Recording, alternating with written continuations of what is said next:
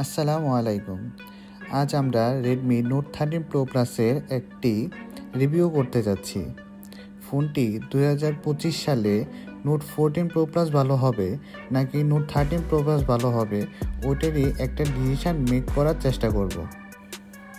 ফোনটিতে আমরা পেয়ে যাব একটি 6.67 ইঞ্চি একটি কার্ভ ডিসপ্লে, যাকে আপনারা খুবই সুন্দর একটি ডিসপ্লের অনুভব পাবেন। ফোনটিতে রয়েছে আপনার 8GB র্যাম এবং 256GB রম। এটির আরও কয়েকটা ভেরিয়েন্ট হয়, 512GB পর্যন্ত এটির ভেরিয়েন্ট পাওয়া যায়। আমরা যে ইউনিটটি নিয়েছি ওই ফোনটি 8 256GB।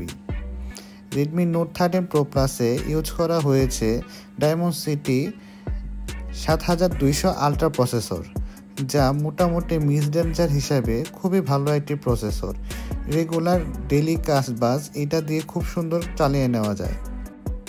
নোট 13 প্রো প্লাসে আপনারা পেয়ে যাবেন IP68 ডাস্ট এবং ওয়াটার রেজিস্ট্যান্ট, যা আপনার ফোনটিকে বৃষ্টির পানি এবং আপনার উজুর পানি থেকে রক্ষা করবে।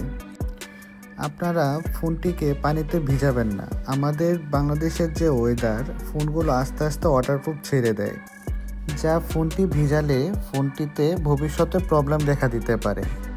আপনারা ফোনটিতে পেয়ে যাবেন একটি ভালো মানের ডুয়েল স্পিকার, যা ভিডিও কনজাম্পশানে অনেক সুন্দর একটা এক্সপিরিয়েন্স পাবেন।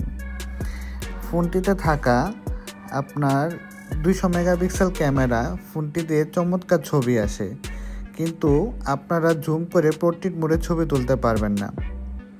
ভিডিও ক্যামেরায় পেয়ে যাবেন আপনারা 4K 30fps পর্যন্ত, যা আপনাকে একটি ভালো ক্যামেরার এক্সপিরিয়েন্স দিবে।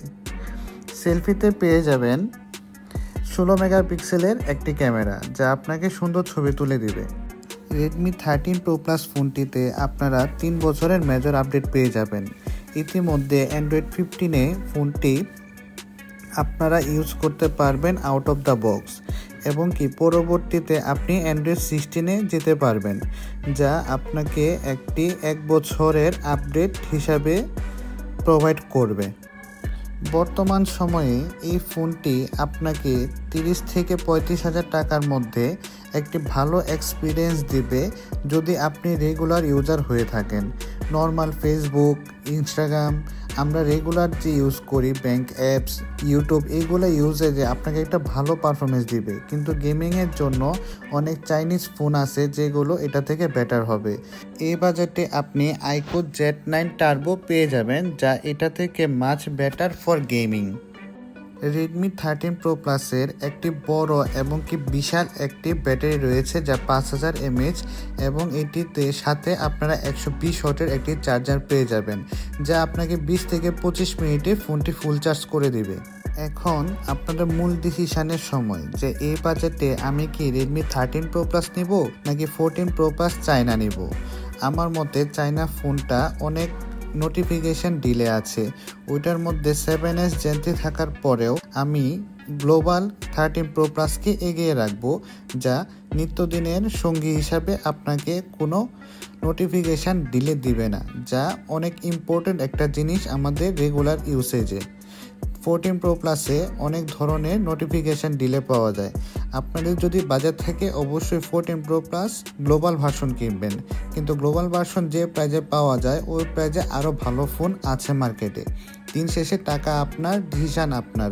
আমি চাই অবশ্যই আপনি একটা ভালো ফোন নির্বাচন করুন।